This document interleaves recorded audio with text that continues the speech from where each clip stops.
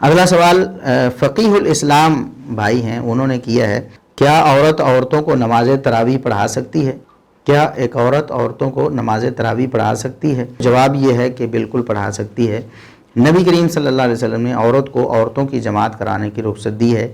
وہ جماعت فرضی بھی ہو سکتی ہے، نفلی بھی ہو سکتی ہے۔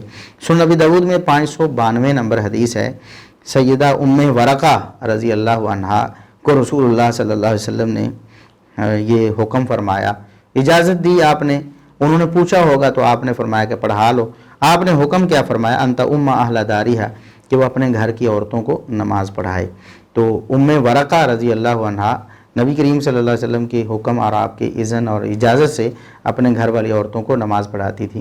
تو یہ نماز عام ہے، فرضی بھی نفلی بھی، کسی قسم کی بھی نماز ہو خاتون اپنے گھر کی عورتوں کو پڑھا سکتی ہے۔